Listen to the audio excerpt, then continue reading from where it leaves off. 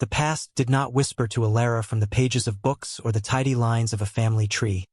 It called to her from the crumbling earth of Louisiana, a low, insistent hum beneath the cicada's drone. It was this call that led her from the gaslit bustle of New Orleans to the deep, brooding silence of the bayou, where the Wexler Plantation stood as a monument to forgotten sins. The carriage ride ended at a pair of wrought iron gates, twisted and choked by vines, their grandeur warped by decades of neglect. As she stepped onto the damp ground, the humid air, thick with the scent of decay and magnolia, clung to her skin like a shroud. This was the place her mother had spoken of only in hushed, fearful tones, the origin of a legacy she was determined to unravel. Before her, the plantation house rose from the overgrowth, a ghost of antebellum opulence. Its white columns were streaked with gray-green mildew, and several shutters hung from a single hinge, tapping an irregular rhythm against the weathered clapboard. The sheer scale of it was staggering, a testament to wealth built on a foundation she suspected was rotten. Yet, for all its decay, an unsettling energy pulsed from the structure, a feeling of being watched from the many dark, vacant windows. A figure emerged from the shadow of the wide veranda, moving with the slow, deliberate care of old age. Samuel, the caretaker, was a man who seemed woven from the same threadbare fabric as the estate itself. His back was stooped, his hands gnarled, and his eyes, when they met hers, held a deep, weary apprehension. He did not smile in welcome, only gave a slow, grave nod, his gaze flickering toward the house as if checking for eavesdroppers. His unease was a palpable force, adding weight to the already heavy atmosphere. He led her up the creaking steps, his silence more telling than any greeting. As they passed through the main gates, Alara's fingers brushed against the cold iron. Her breath caught, etched into the metal, almost obscured by rust, were strange, interlocking symbols, circles crossed with lines and angular patterns that felt both ancient and malevolent. They were not mere decoration. They felt like a warning, a ward against something unspeakable. Inside, the grand foyer was a cavern of dust and shadows. A monumental staircase swept upwards, its carpet frayed and faded. A crystal chandelier, dulled by time, hung like a skeletal remains from the ceiling high above. The air was cold and still, carrying the faint, sweet smell of dried roses and rot. And then she heard it, the barest breath of sound, a susurration that was not the wind. It was the ghost of a whisper, a chorus of faint, overlapping voices that seemed to emanate from the very walls. They were too soft to distinguish words, but the emotion behind them was clear, a profound, lingering sorrow. Samuel watched her, noting the way she stiffened at the sound. He offered no explanation, only gestured for her to follow him deeper into the house. Every step she took felt like an intrusion, a disturbance of a long-held peace that was not peaceful at all, but simmering with unresolved anguish.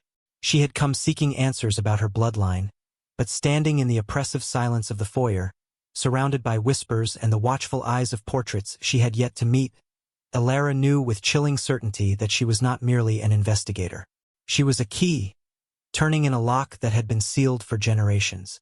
Some secrets are not buried in the ground but woven into the very air of a place, passed down not through words but through the weary silence of those who keep them. Samuel became the embodiment of that silence, as he led Alara from the whispering foyer into the cavernous grand hall. His reluctance was a physical presence between them, a wall she knew she would have to dismantle brick by painful brick. He moved like a man navigating a minefield, each footstep careful and measured, his eyes avoiding the accusatory gaze of the portraits that lined the walls. The grand hall was a gallery of ghosts, life-sized paintings of Wexler ancestors, framed in tarnished gold, stared down from the damask-covered walls. Their eyes, rendered by skilled artists long since turned to dust, seemed to follow Alara's progress with a mixture of aristocratic disdain and profound curiosity. The men were posed with hunting rifles and leather-bound books, their jaws set in lines of uncompromising authority. The women, adorned in silks and pearls, possessed a chilling stillness, their beauty often marred by a shadow in their gaze. a hint of sorrow they could not conceal for the painter. One portrait, in particular, caught and held her attention. A severe-looking man with jet-black hair and piercing blue eyes, his hand resting on a globe as if claiming the entire world. Beneath the grime on the brass plate, she could just make out the name, Jeremiah Wexler. Samuel noticed her fixation and let out a soft, weary sigh, the first sound he had made in minutes. He stopped before the massive, soot-blackened fireplace, its mantel carved with the same cryptic symbols she had seen on the gate. He would not look directly at the portraits, instead focusing his gaze on the cold ashes in the hearth as he began to speak. His voice a low, gravelly rumble that seemed to stir the dust motes dancing in the slanted afternoon light. His stories were not stories at all, but fragments, pieces of a shattered vase he was unwilling to reassemble. He spoke of a family blessed with immense wealth and cursed with a corresponding measure of sorrow. He mentioned fevers that took only the young and beautiful, accidents that seemed too convenient, and a shadow that had fallen over the line with Jeremiah Wexler, a shadow that never truly lifted. He talked around the edges of the truth, using words like misfortune and ill-fated and buried things, each one a carefully placed stone meant to deter her from the path she was on. His warnings were the most direct part of his tale. To dig into the past of the Wexlers was to risk unearthing something that could not be reburied. Some truths, he insisted, were like sleeping serpents. They were best left undisturbed, for their bite could poison the present and future alike. He spoke of ruin not as a financial collapse, but as a spiritual one, a crumbling of the soul that came from knowing too much. Yet, it was within these very warnings that he let slip the first real clue, a breadcrumb tossed with obvious trepidation. He mentioned, almost in passing, a room that did not appear on any floor plan, a library hidden away from prying eyes. It was there, he said, his voice dropping to a near whisper, that the family kept its most private records, journals, ledgers, and correspondence. A place where the Wexlers spoke in their own hand, without the filter of politeness or posterity. The effect on Alara was instantaneous and contrary to Samuel's hopes. His fear, his cryptic admonitions, and the final tantalizing mention of a hidden trove of first-hand accounts did not deter her. They forged her determination into steel. The watchful eyes of the portraits no longer felt like a threat but a challenge. The whispers in the walls became a siren's call. Samuel had tried to frighten her away, but he had only succeeded in convincing her that the heart of the Wexler mystery, and perhaps the key to her own origin, lay within the pages of those hidden journals, waiting in the dark for a light to be shone upon them. The heart of a family's corruption often beats quietly, hidden behind the respectable veneer of a portrait and the dry facts of a ledger. Samuel led Alara to a worn velvet settee beneath the gaze of the last patriarch, Alistair Wexler. The man in the painting possessed a stern, weary dignity, his face a landscape of hard lines and faded ambition. But it was the smaller, newer portrait beside his that snagged Alara's breath. A girl, really, with wide, guileless eyes and hair the color of spun gold. Her name, Samuel confirmed in a hushed tone, was Lillian, Alistair's wife. The caretaker's words came slowly, dredged from a deep well of discomfort. He described Alistair in his later years, a man frantic to secure his legacy, his own line thinning to a precarious thread.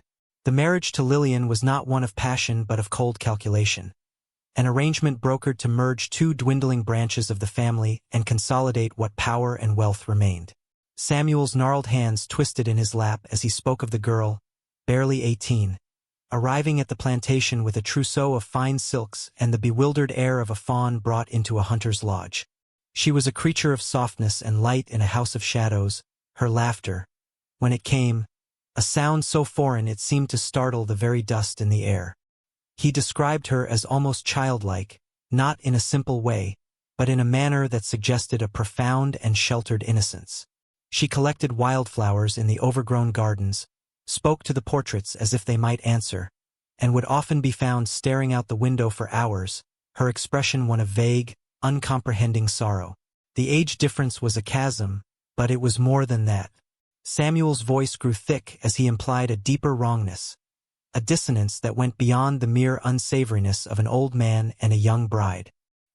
He spoke of how Alistair would watch her, not with lust, but with a kind of frantic, possessive anxiety, as if she were a fragile document he feared would be lost or damaged. Alara listened, her own heart tightening into a cold, hard knot. The story was a familiar Southern Gothic trope, but Samuel's delivery, the pain etched in the lines of his face, suggested a horror that conventional morality had no name for. She sensed a void at the center of his tale, a truth so terrible it could only be approached through implication and evasion. The air in the grand hall grew heavy, the portraits seeming to lean in, their painted eyes demanding her to understand what Samuel would not say. She pressed him, her voice soft but insistent, leaning forward on the settee. What was the nature of this wrongness? Where had Lillian come from, truly? Why did her presence in this house feel like a violation of some fundamental law? Samuel's evasiveness became a fortress. He looked away, his gaze darting toward the windows as if seeking escape. He muttered about old rumors being best left to rot, about some doors that should never be opened. His earlier warnings about ruin now felt less like superstition and more like a desperate plea. With each of her questions, he retreated further, his answers becoming more vague, his body language closing off. His fear was no longer for her, but of her, of the truth she was so determined to pull into the light. And in that evasiveness, in the stark, unspoken terror behind his eyes, Alara's suspicion bloomed into a chilling certainty. The secret of Alistair and Lillian was not just a sin of power or age. It was a root, buried deep in poisoned soil, and she knew she would have to dig it up with her own hands. The compulsion to find the hidden library became a physical ache, a pull in her bones stronger than reason or Samuel's warnings. After their tense exchange in the grand hall, the caretaker had retreated into the shadows of the house, leaving Alara alone with the weight of his unspoken fears. The silence that followed was different now, not empty but expectant, as if the house itself was holding its breath, waiting to see what she would do. She moved through the labyrinthine corridors with a new purpose, her earlier trepidation replaced by a focused intensity. The whispers seemed to guide her, growing slightly more distinct as she passed certain doors, fading when she chose the wrong direction. She found herself back in the main library, a room Samuel had shown her on her first day with dismissive haste. It was a place of profound neglect. Towering bookshelves reached toward a ceiling lost in gloom, their shelves bowed under the weight of leather-bound volumes furry with dust. The air was thick with the scent of decaying paper and old wood. Moonlight, pale and weak, filtered through a grime-caked window, illuminating motes of dust dancing like restless spirits. This was where Samuel had hinted the entrance might be, and she began her search with meticulous care, running her fingers along the edges of shelves, pressing against carved rosettes, and examining the intricate paneling for any hint of a seam. It was behind a massive, floor-to-ceiling bookshelf filled with forgotten sermons and legal texts that she found it. Her fingers, tracing the grooved wood, brushed against a slight irregularity, a section of molding that felt looser than the rest.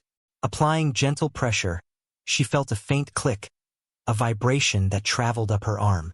With a soft, grating sound that shattered the profound silence, a section of the bookshelf, 3 feet wide, swung inward, revealing a narrow, dark opening. A wave of cold, stale air washed over her, carrying the unmistakable smell of time and secrets. The space beyond was not a room so much as a crypt for paper and memory. It was small and windowless, every surface layered with a thick, velvety coat of dust that rose in plumes with her every movement. Stacks of journals, tied with faded ribbon, were piled haphazardly on a small, spindly desk. Crumbling ledgers and sheaves of letters filled makeshift shelves. The air was so still it felt solid, a preserve of the past untouched for decades. Her heart hammered against her ribs, a frantic drumbeat in the overwhelming quiet. This was it, the heart of the mystery. Her gaze fell upon a single volume resting apart from the others on the desk, as if placed there for her. It was bound in dark green leather, its cover embossed with a fading floral pattern. She carefully wiped the dust from the cover, revealing the name etched in faded gold script, Eleanor Wexler, the founder's wife, Her hands trembled as she untied the brittle ribbon and opened the cover. The handwriting that greeted her was elegant and precise, but as she began to read the first entries, a shift became apparent.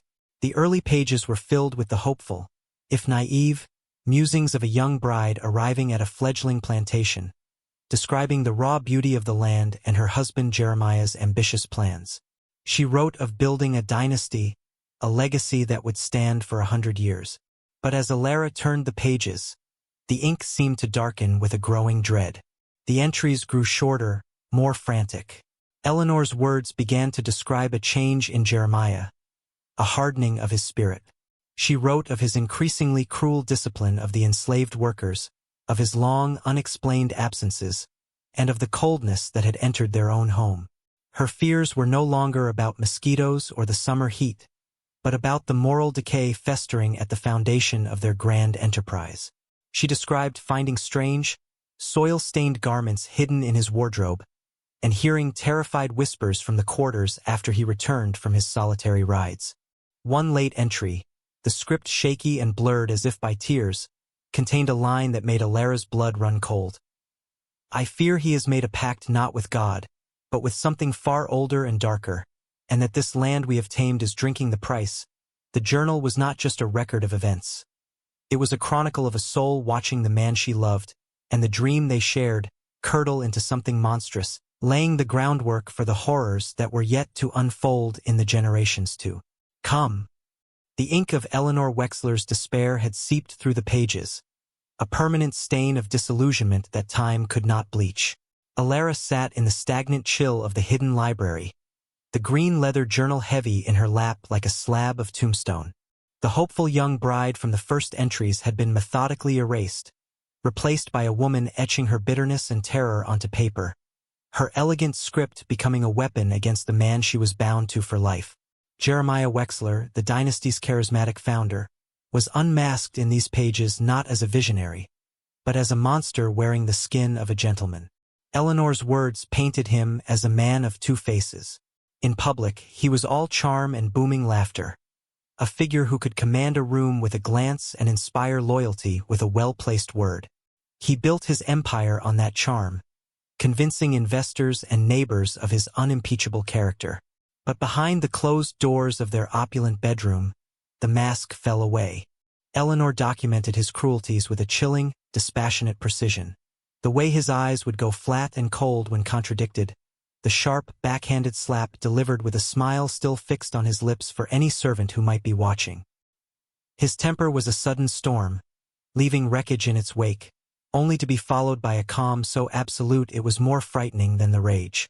The most devastating entries, however, detailed his infidelities. They were not discreet affairs with ladies of neighboring estates, but brutal exercises of power. Eleanor wrote of the enslaved women in the quarters, their names carefully omitted as if to grant them some small shred of privacy in her chronicle of their violation. She described their downcast eyes, their silent suffering, and the way Jeremiah would return from these encounters not with shame, but with a swaggering sense of entitlement, as if the entire world and everyone in it were his to use. There were other women, too, traveling actresses, merchants' daughters, the vulnerable and the desperate, all drawn in by his magnetism and discarded when he grew bored, their hearts and reputations left in tatters. As the years bled across the pages, Eleanor's personal dread began to curdle into a more profound, genealogical horror. Her entries became consumed with a single terrifying suspicion, that their lineage, the proud Wexler bloodline Jeremiah was so obsessed with preserving, was already irrevocably corrupted. She wrote of her growing conviction that Jeremiah had fathered children outside their marriage, not just with the enslaved women, but with other mistresses. She noted the occasional child in the quarters with hair too light or eyes too blue, their features a mocking echo of her husband's. She documented his strange, possessive interest in certain young boys, providing them with small, unwarranted favors, an attention that felt less like kindness and more like a predator marking its young. This fear became her private hell. Lying beside him at night, listening to his steady breathing, she would be tormented by visions of a tangled, poisoned family tree. She saw his illegitimate offspring scattered across the county, A hidden brood carrying the Wexler name in their veins but not in their rights, a secret army of his own making. The grand legacy he spoke of building was, in her eyes, a fraud, a beautiful house built on a foundation of sin and deceit. The final entry in this section of the journal was the most haunting. The handwriting was a frantic scrawl, the letters jagged and desperate. "I look at my own sons," she wrote asterisk, "and I can no longer see only their faces. I see his, reflected in 100 broken mirrors. Our blood is not pure. It is a muddy creek, and I fear the flood it will one day bring asterisk closing the cover." Elara felt the weight of Eleanor's prophetic dread settle upon her own shoulders. The corruption was not a future event. It was the very bedrock upon which the house of Wexler stood. The corruption Eleanor Wexler feared did not remain a spectral threat lurking in the quarters or neighboring towns. It walked through her front door in the form of a child. The journal's later entries chronicled this new development with a kind of horrified fascination, the elegant script growing increasingly unsteady as the truth coiled tighter around the family's throat. Jeremiah returned from one of his extended trips to New Orleans not with trade goods or business associates, but with a girl. She was perhaps 10 years old, thin as a wisp, with wide, frightened eyes and hair the color of tarnished silver. Her name, he declared with an air of finality that brooked no questions, was Mary. An orphan, he claimed, the pitiful daughter of a deceased business contact, now under his protection. Eleanor's pen recorded the girl's arrival with meticulous suspicion. Mary was installed in a bedroom down the hall from her own children, treated not as a servant but with a strange, formal courtesy that felt entirely unnatural. Jeremiah's manner toward the girl was unnerving, not paternal but proprietary. He would watch her with an intensity that made Eleanor's skin crawl, a look of grim satisfaction in his eyes, as if he had acquired a rare and necessary piece for a complex puzzle. The girl herself was a silent, ghostly presence, gliding through the halls without a sound. Her movements so quiet she seemed to absorb noise rather than create it. She rarely spoke, and when she did, her voice was a whisper, as if she had been trained to occupy as little space as possible. The years turned, documented in the journal with a growing sense of inevitability. Mary blossomed from a gaunt child into a young woman of ethereal, almost unsettling beauty. Her silver hair and pale eyes set her apart in the Louisiana heat, making her seem like a creature from a colder climate, misplaced and struggling to survive. And as she came of age, Jeremiah's design became terrifyingly clear. He orchestrated a marriage between Mary and his youngest son, Robert, a quiet, pliable boy who had always lived in the shadow of his more aggressive brothers. The wedding was a small, joyless affair in the plantation's parlor, the air thick with unspoken words. Eleanor stood as a witness, her stomach a knot of cold dread, watching the pale girl and her bewildered son exchange vows that felt less like a promise and more like a sentence. After the marriage, Eleanor's journal entries became a masterclass in coded observation. She noted the strange dynamics that governed the new couple's life. Robert seemed perpetually confused by his wife, treating her with a distant, brotherly kindness, while Mary regarded him with a blank, transactional acceptance. But it was Jeremiah's continued, intrusive presence in their lives that Eleanor documented with mounting horror. He would summon Mary for private conversations in his study, the duration of which he would emerge looking satisfied, while she would retreat to her room, paler and more silent than ever. He controlled her wardrobe, her movements, even the books she was permitted to read, his ownership of her absolute and unchallenged. The final, damning entry on the matter was written in a hand so shaken the words trembled on the page. Eleanor had been walking in the moonlit garden when she came upon Jeremiah standing alone, staring up at the window of Mary and Robert's bedroom. His face, illuminated by the cold light, was not marked by lust or simple cruelty, but by something far more systematic and chilling, the look of a breeder examining his stock. It was in that moment that the last piece of the horrible puzzle clicked into place. She fled to her writing desk, her heart pounding a frantic rhythm of revelation and revulsion. Her pen flew across the page, the words a stark, terrified condemnation. Asterisk. It is not enough that he sows his wild oats in every field. Now he curates the harvest. He has brought the poison into the house, dressed it in fine clothes, and married it to his own blood. I see it now, the pattern repeating itself, the line curving back upon itself in a serpent's coil. The blood will tell, and the story it tells will be monstrous. Closing the journal. Alara felt the ghost of Eleanor's horror settle deep within her bones. The orphan Mary was no stranger. She was a calculated introduction, a fresh infusion of Jeremiah's own corrupted lineage, ensuring the line would repeat its terrible, hidden design for generations to come. The garden had been reclaiming its dead for decades, swallowing headstones with creeping ivy and softening marble angels with moss and rain. Alara walked among the markers with Eleanor's final, chilling words echoing in her mind. The line curving back upon itself in a serpent's coil star. The air was heavy and sweet with the perfume of decaying roses and wet earth, a funerary scent that clung to the back of her throat. Here, away from the oppressive silence of the house, the past felt closer, more immediate, etched in stone rather than whispered on the air. She moved slowly, her fingers brushing against cold, rough granite, tracing names and dates worn smooth by time. The Wexler family plot was a chaotic tapestry of lives cut short and generations overlapping in strange, dissonant patterns. Children's graves lay beside those of grandparents who had outlived them by half a century. Fevers and childbirth had carved swathes through the line, creating a chronology that refused to follow a clean, linear path. She noted a cluster of small, identical markers from a single summer 1851, all bearing different surnames yet buried within the hallowed Wexler ground. A tragedy, perhaps, but the inconsistency gnawed at her, a feeling that the official story carved in stone was a careful lie. Then she found them, side by side beneath the sprawling branches of a live oak, its limbs like skeletal fingers clutching at the sky. Alistair Wexler, the stern patriarch from the portrait, and beside him his wife Lillian. Alistair's dates were clear and grand, 1788 to 1854. A long life well documented. But Lillian's stone told a different, more disturbing tale. Beloved wife, 1836–1854. The math was a cold splash of water. Lillian had been only 18 when she died, the same year as her elderly husband. But the true horror lay in the birth year. 1836.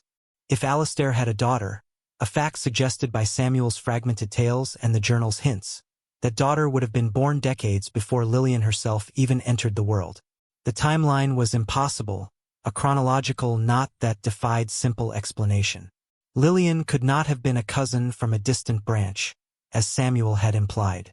Her placement here, eternal partner to Alistair, spoke of a connection far more intimate and biologically damning.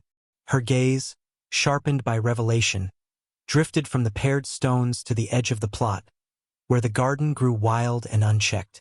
There, nearly submerged in a tangle of brambles and poison ivy, was a small, unadorned slab of fieldstone. It was a stark contrast to the ornate marbles and carved angels, a marker of profound anonymity. No name, no dates, no epitaph.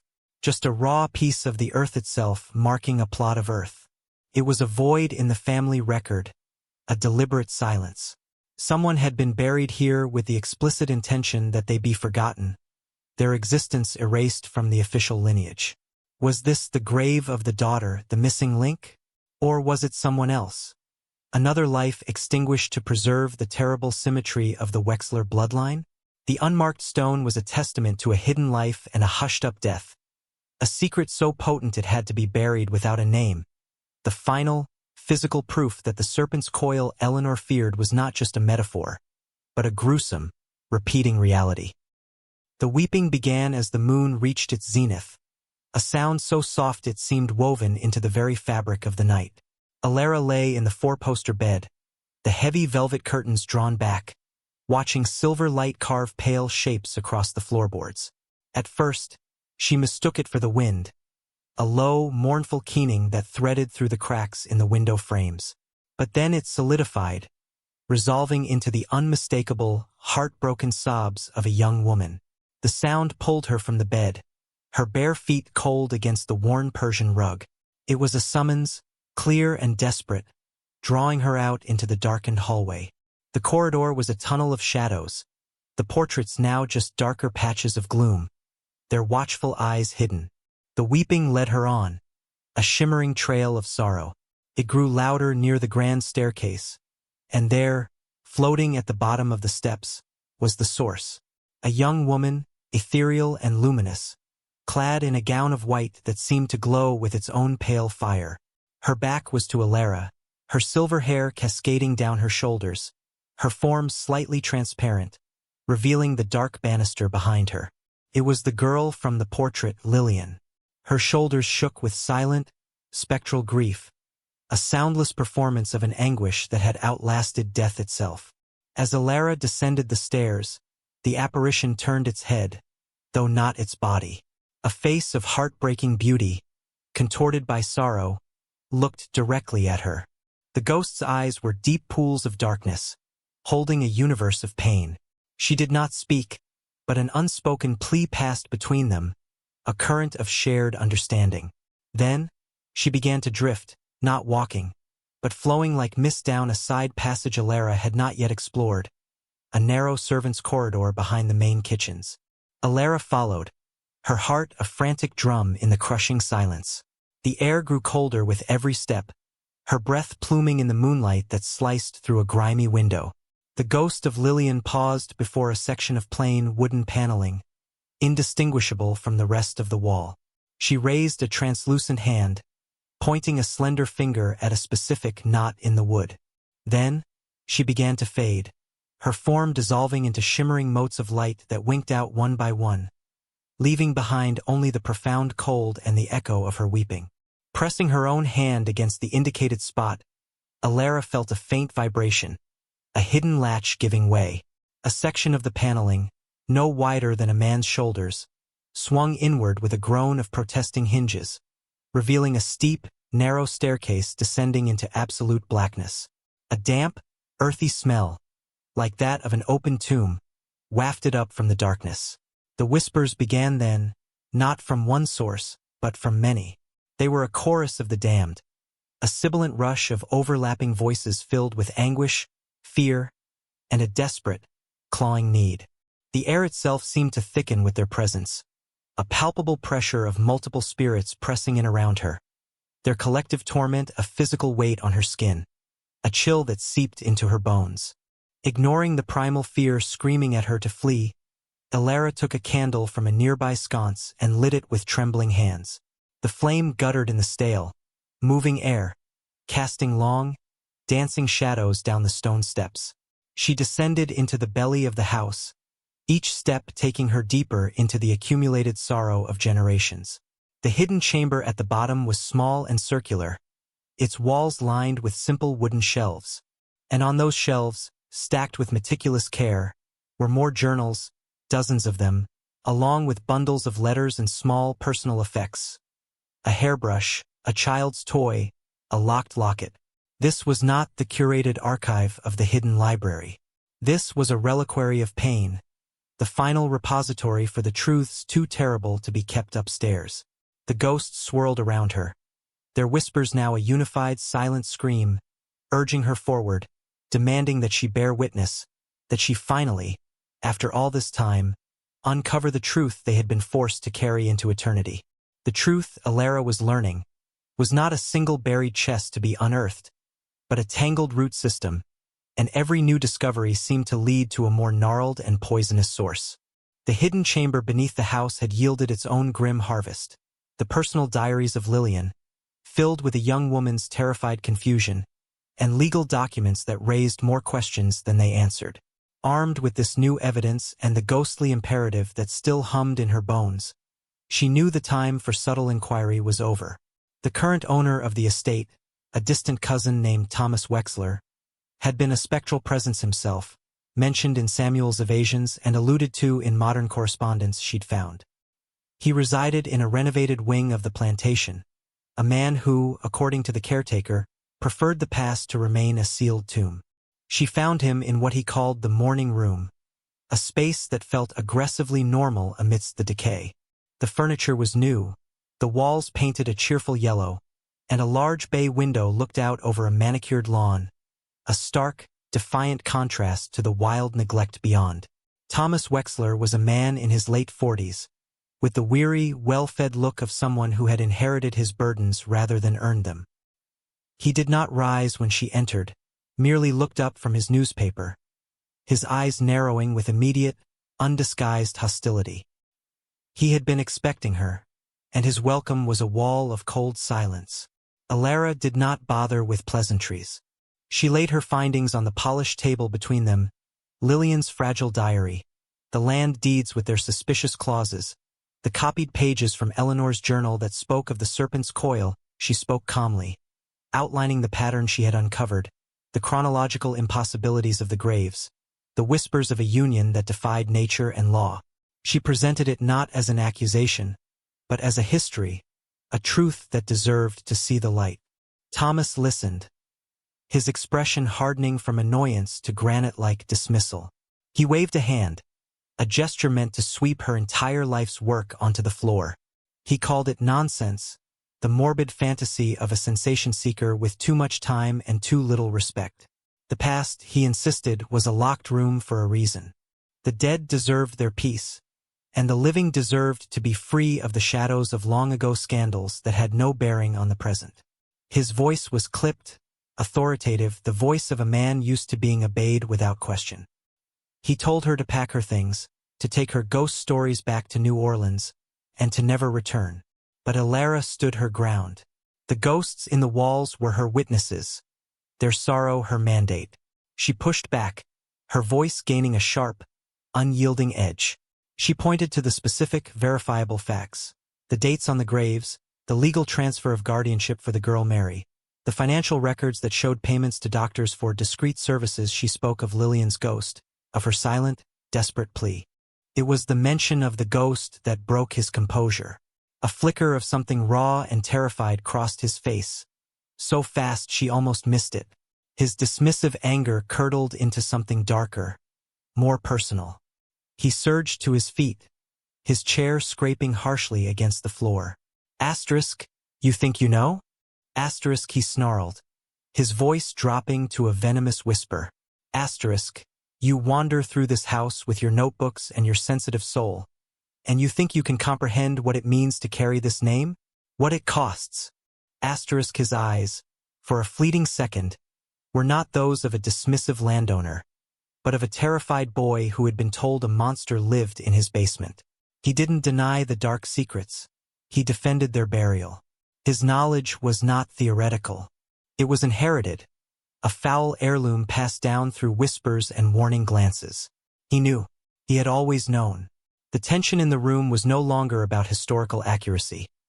It was a confrontation between the will to forget and the compulsion to remember. And in Thomas Wexler's panicked, furious eyes, Alara saw the reflection of the very truth he was so desperate to keep buried. Some truths do not arrive as a thunderclap of revelation, but as a slow, chilling tide, each wave of evidence washing away another layer of comforting lies until only the bare, ugly shoreline of fact remains.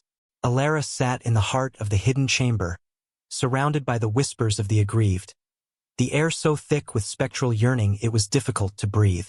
The journals and letters were spread around her in a chaotic constellation of pain, and she moved between them now like a scholar possessed, her fingers stained with old ink and her mind a loom weaving disparate threads into a single, horrifying tapestry. Eleanor Wexler's journal provided the foundation, her bitter suspicions about Jeremiah's sowing of wild oats now reading less like a wife's jealousy and more like a clinical diagnosis. The entries about the girl Mary, the orphan with tarnished silver hair, took on a terrifying new significance.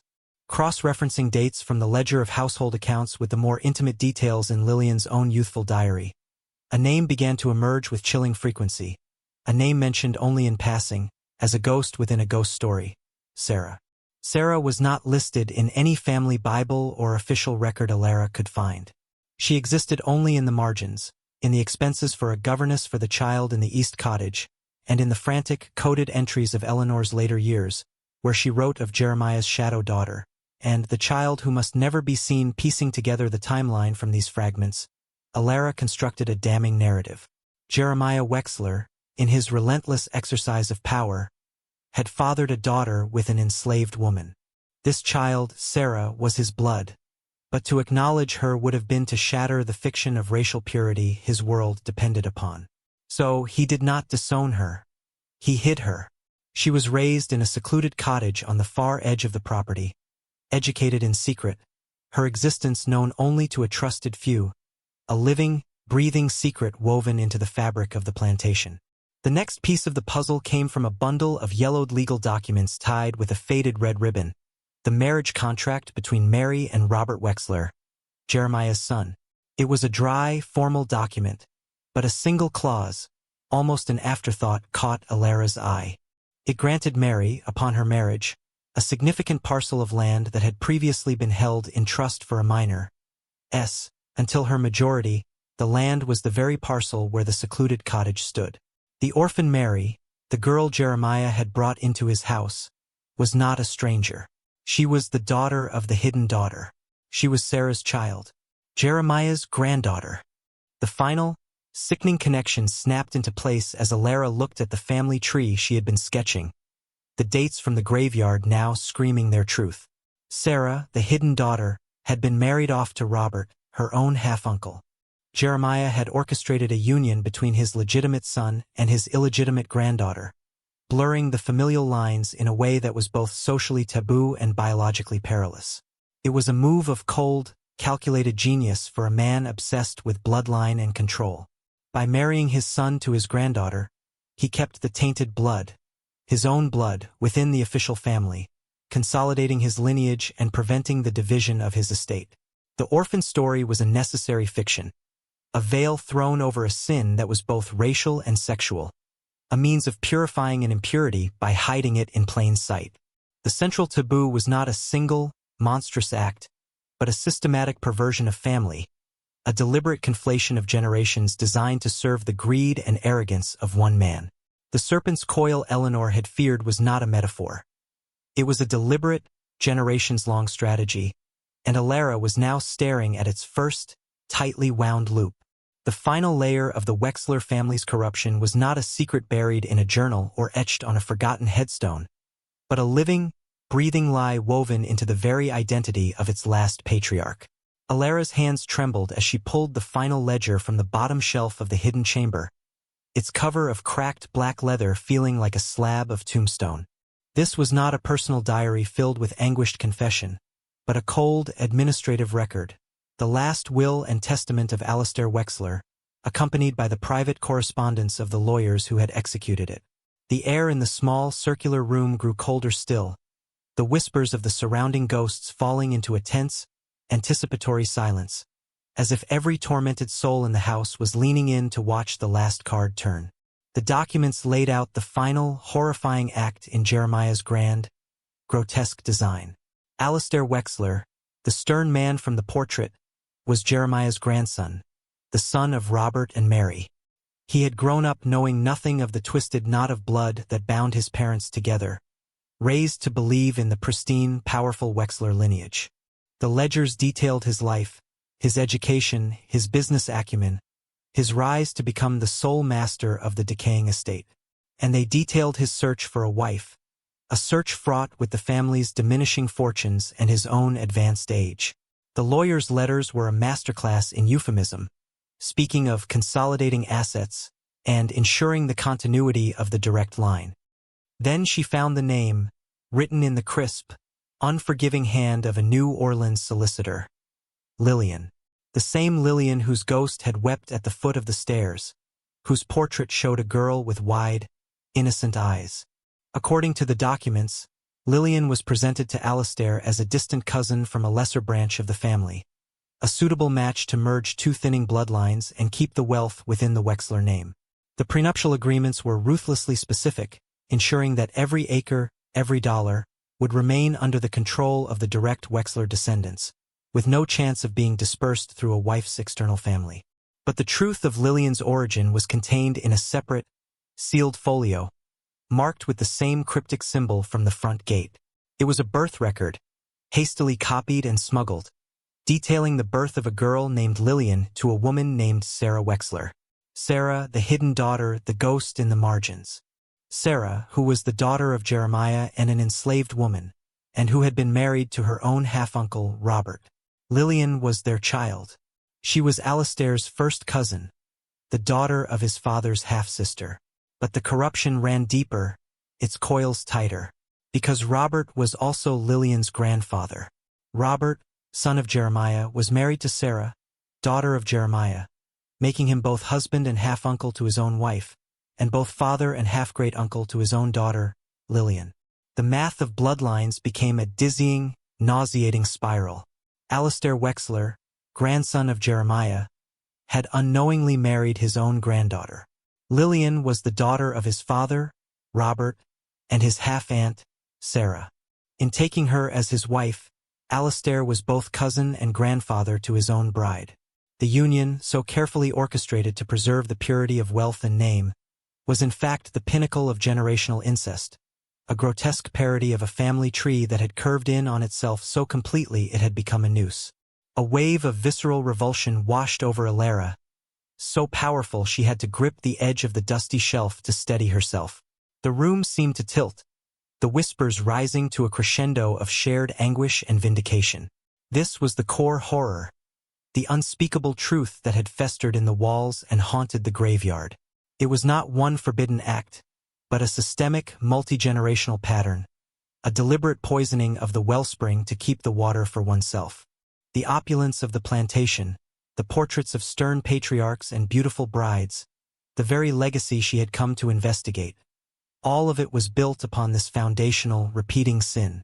The knowledge settled in her gut like a shard of ice, shocking her not just with its historical grotesquerie, but with the profound human tragedy of it all, of Lillian, a pawn in a game she could never understand, and of Alistair, a man who died believing he was preserving a legacy, never knowing he was its final, damning punchline. The weight of the truth was a physical burden, a lodestone of revulsion and sorrow that dragged at Alara's every step as she left the hidden chamber. The ghosts, their purpose felt if not seen, seemed to retreat, their whispers softening to a murmur of grim satisfaction. They had guided her to the heart of the rot, and now it was time to confront the one living soul who had been its guardian. She found Samuel not in the main house, but in the old tack room, a small, dusty space that smelled of leather and loneliness. He was polishing a rusted bit with a ragged cloth, his movements slow and automatic, a man performing a ritual to keep the world at bay. He did not look up as she entered, but his shoulders stiffened, the line of his back a testament to the dread he had carried for a lifetime. Alara did not speak at first. She simply laid the final, damning ledger on the workbench beside him, its cracked black cover seeming to absorb the weak light from the single window. The air in the small room grew thick and still. Samuel's hands stilled, the cloth falling from his fingers. He stared at the ledger as if it were a venomous snake, his breath catching in a ragged sigh. The fight, the evasion, the carefully constructed walls of a lifetime. She saw it all crumble in the sag of his shoulders and the slow, weary drop of his head. When he finally spoke, his voice was a broken thing, stripped of all its former caution and gravel, reduced to the raw whisper of an old, tired man. He confessed not with defiance, but with a profound, exhausted relief, as if speaking the words aloud was lancing a festering wound. He admitted to being more than just a descendant of house slaves. He was the latest in a line of appointed guardians, charged by the dying wishes of a shamed Wexler generations ago with concealing the truth. His role had been to maintain the lie, to steer curious relatives and historians away from the hidden library and the chamber below, to tend the graves and keep the unmarked stone hidden, all to protect the living descendants from the shame and the ghosts from their own torment. Tears traced paths through the dust on his cheeks, as he explained the nature of the spirits that haunted Wexler Plantation. They were not malevolent, he whispered, but profoundly lost. They were souls trapped in the echo of the great deceit, bound to the earth by the weight of the secrets they had kept and the roles they had been forced to play. Their whispers were not threats, but pleas. Their apparitions were not warnings, but cries for witness. They sought not vengeance, but redemption, a final acknowledgement of the truth that would break the chain of silence and allow them to find peace. They were a chorus of the wronged, from Eleanor to Lillian and all the nameless in between, and he, Samuel, had been their reluctant jailer, believing that oblivion was a kinder fate than truth. From the inside pocket of his worn jacket, he withdrew a small, leather-bound book, its cover soft and supple with age. It was not a journal of a Wexler, but his own.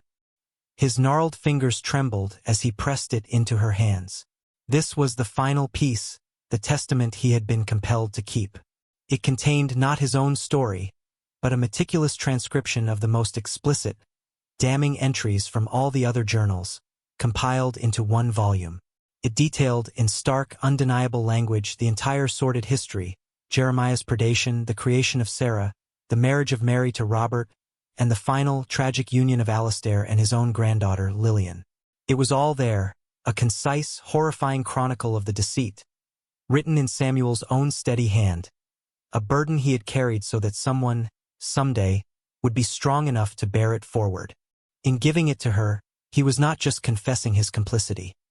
He was passing the torch, transferring the weight of the Wexler legacy from his weary shoulders to hers, and in doing so, deepening the emotional gravity of her quest from a historical investigation into a sacred, somber duty. The storm that had been brewing on the horizon for days finally broke with the fury of a long-suppressed truth. It did not creep in with gentle rain, but exploded against the plantation house. A torrential downpour that hammered the roof like 1,000 frantic fists and turned the overgrown gardens into a churning sea of mud. Wind screamed through the cracked shutters, and the old house groaned on its foundations, a living thing in agony.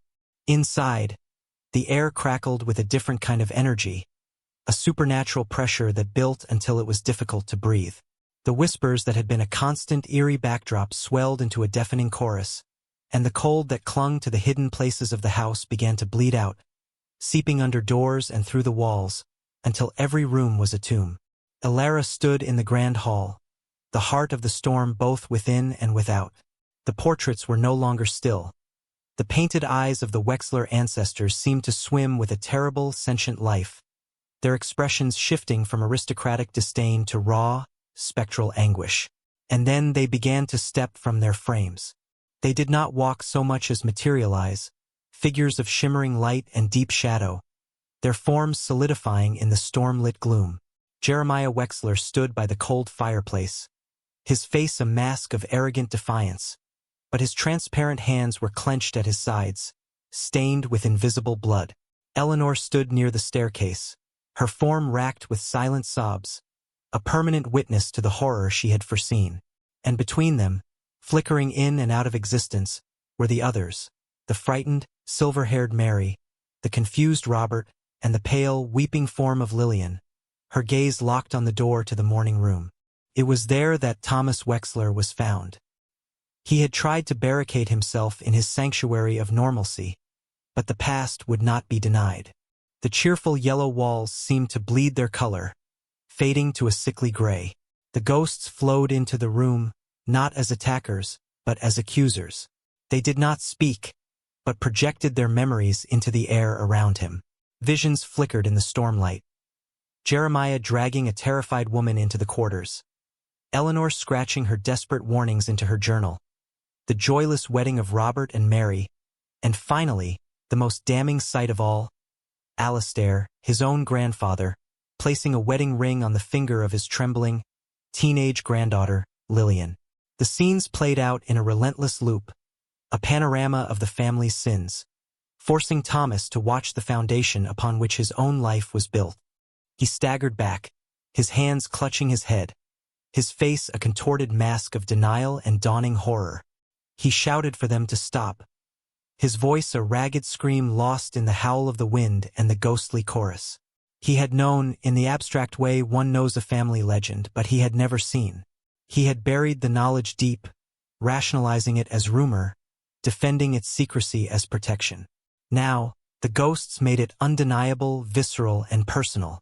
They showed him not just the acts, but the human cost, Lillian's terror, Alistair's tragic ignorance, the generations of silent, suffocating pain. The inner turmoil he had spent a lifetime suppressing broke through its dam, and he fell to his knees, his body shaking with the force of his sobs. It was not just shame he felt, but a crushing, inherited guilt, the weight of every life broken to preserve the Wexler name finally settling upon him. The supernatural climax was not an exorcism, but a forced awakening, a reckoning where the sins of the fathers were finally, fully, and devastatingly visited upon the son, leaving him broken and bare in the eye of the storm. The truth, once a buried seed of dread, had now broken through the soil of secrecy, its twisted vines exposed to the cleansing light of day.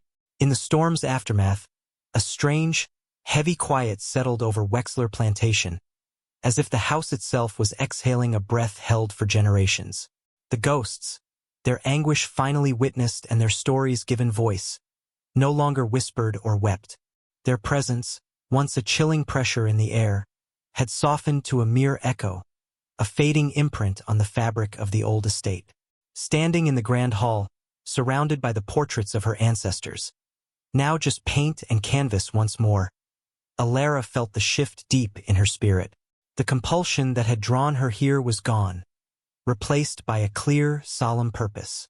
The story would not end with her. It would be her responsibility to ensure it was told. She spent her final days at the plantation not as an investigator, but as a scribe. In the quiet of her room, with the morning sun struggling through the grimy windows, she opened a fresh journal of her own. Her pen moved steadily, meticulously transcribing the horrific lineage from Samuel's final ledger and her own copious notes. She wrote of Jeremiah's predation, of Eleanor's dread, of the hidden daughter Sarah, and of the calculated unions that coiled the family tree back upon itself until it strangled its own branches. She described the tragic, unknowing marriage of Alistair to his own granddaughter, Lillian, the final, grotesque act in a play of power and possession. She did not write with sensationalism, but with the sober clarity of a coroner's report, documenting the cause of death for a family's soul. Each word she set down felt like a stone placed on a grave, a ritual of burial that was also an act of liberation. As she packed her few belongings, she took one last walk through the decaying estate. The opulent facade seemed to crumble a little more before her eyes, the white columns appearing skeletal, the grand staircase a brittle spine. The decay was no longer sinister. It was symbolic. It was the visible manifestation of a legacy rotting from the inside out, the physical world finally catching up to the moral collapse that had festered within these walls for a century. The locked doors and hidden rooms had given up their secrets, and in doing so had lost their power. The estate was just a house now, a beautiful broken shell, its haunting finally over. Samuel met her at the carriage, his posture less stooped, the perpetual fear in his eyes replaced by a weary peace. He did not speak, only nodded once, a gesture of gratitude and transfer. He would remain, the caretaker not of secrets, but of a place that was finally, truly at rest. As the carriage pulled away, jolting down the overgrown drive, Alara did not look back. She felt the weight of her tangled lineage, the shame, the sorrow, the monstrous acts committed in the name of legacy, but she did not carry it as a burden. She carried it as a testament. The cost of this truth had been high, paid in the currency of ghostly torment and human complicity, but the price of continued silence would have been infinitely higher. She was a product of that poisoned bloodline, but she was also its conclusion. She was the one who had broken the cycle not by hiding the past, but by holding it up to the light. And as the wrought iron gates, with their cryptic, fading symbols, disappeared behind her, she knew she was not leaving a haunted house. She was leaving a story, and she was taking it with her into a future she would now shape on her own terms.